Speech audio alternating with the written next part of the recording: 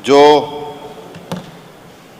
मजाक हमारे मुल्क और इस निज़ाम के साथ चल रहा है, आज अदलिया की तरफ से, लोअर अदलिया की तरफ से जो नाइंसाफ़ी और जो तमाचा इस कौम के ऊपर मारा गया है, इस बात की दलील है कि हम 140 मुल्कों में से 139 नंबर पे क्यों हैं। आज अगर यह अदलिया आज़ाद होती मैडम स्पीकर, तो हमें 26 नवंबर को लाशें ना उठानी पड़ती। अगर यह अदलिया आज़ाद होती तो हमें एहतजाज करने की ज़रूरत ना पड़ती। अगर यह अदलिया आज़ाद होती तो फार्म 47 वाले लोग ना आते। हज़रत अली रज़ी अल्लाह अन्हु का कौल है, कुफर का निज़ाम चल सकता है लेकिन जुल्म का निज़ाम नहीं चल सकता, जिसकी मिसाल इस पाकिस्तान में नजर आ रही है। आज इस पाकिस्तान में इन्वेस्टमेंट कोई नहीं कर रहा, आज इस गरीब को रोटी नहीं मिल रही, लेकिन अल्लाह ताला ने आज उन लोगों को एक्सपोज किया है कि जिनकी वजह से हमें ये हालात फेस करने पड़ रहे हैं। जब आपके मुल्क में इंसाफ नहीं मिलेगा, जब आपके मुल्क में एक बीवी को अपने शौहर के साथ वफा करने में 7 साल सजा, कभी उसका निकाह की इद्दत का केस बनाएंगे तो फिर वहां पे रहमत नहीं आती। मैडम स्पीकर, ये मुल्क, ये इन्होंने अपनी जागीर बनाई हुई है, ये राइट इज माइट है, यहां पे निजाम बना हुआ है।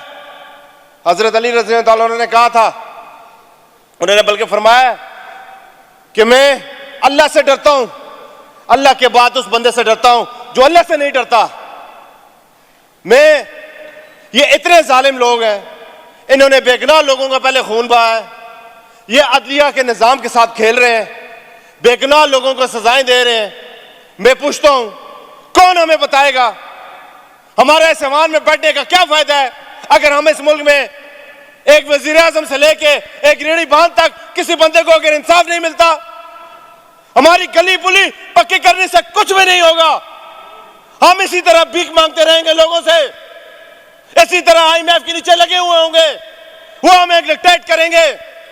जब हमारे मुल्क में इंसाफ नहीं होगा, यही निजाम चलेगा। हम अल्लाह के नामों के नीचे खड़े होकर झूठ बोलते हैं।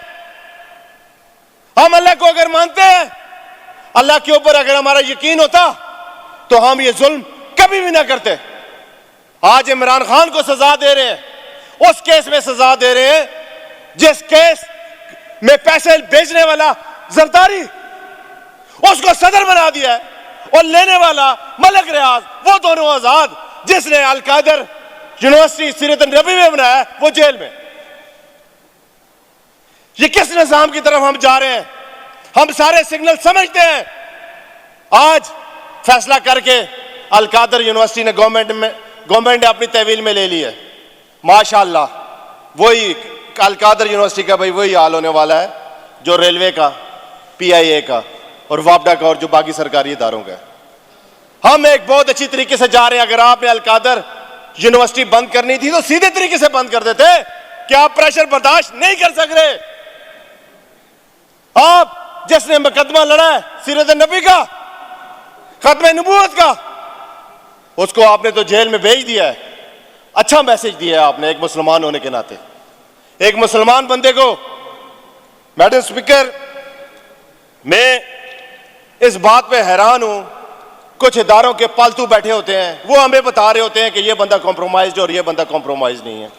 ओ भाई, तुम्हारा क्या काम है? तुम हमें बताओगे, तुम हमें बताओगे कि हमने बीवियों को तलाकें देनी है कि नहीं देनी? और शर्म करो, बेशर्म इंसान। एक कौमी मीडिया पे बैठ के तुम अजीब किस्म की डिबेटें कर रहे होते हो। तुम हमें बता रहे हो कि कौन बंदा कॉम्प्रोमाइज है, कौन नहीं है, तो तुम कॉम्प्रोमाइज नहीं हो।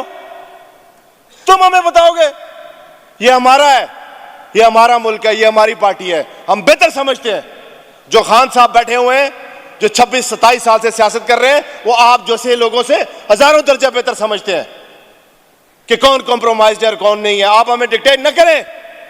आप जिनके बूट पॉलिश कर रहे हैं उन्हीं पे लगे रहे।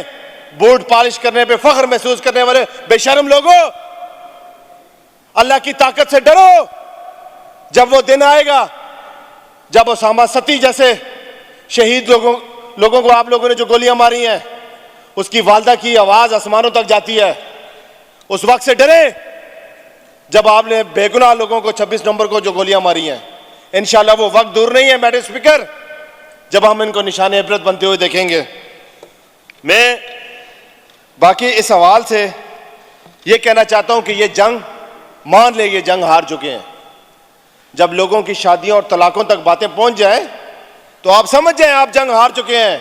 आपका मुकाबला किसी बेईमान इंसान के साथ नहीं है, आपका मुकाबला एक ईमानदार बंदे के साथ है जिसका अल्लाह पे यकीन है।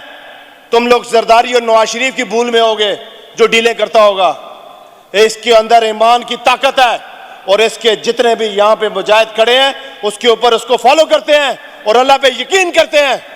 अगर इमरान खान ने, मैं खुदा की कसम उठा के कहता हूं, लोग पहले से ज्यादा तैयार बैठे हुए हैं। लोगों ने, हमने अपनी जानें हथेली पे रखने के लिए तैयार है। हम फिरते हैं क्योंकि हम समझते हैं कि इस नोबल काज के लिए हमने निकलना है, इस मुल्क के लिए निकलना है। हमारा इस्लाम हमें कहता है जब जुल्म हो रहा हो तो उसके खिलाफ आपने आवाज उठानी है। हम आवाज उठाएंगे और आपके खिलाफ हम जाएंगे इंशाअल्लाह। अल्लाह के फजल करम से ये जंग हम जीतेंगे। मैडम, इस अवाम से मैं यही कहना चाहता हूं, तेरे हकूक की नहीं जमानत अब कोई, गरीब शहर तेरा खैर ख्वाह कैद में है। बहुत शुक्रिया।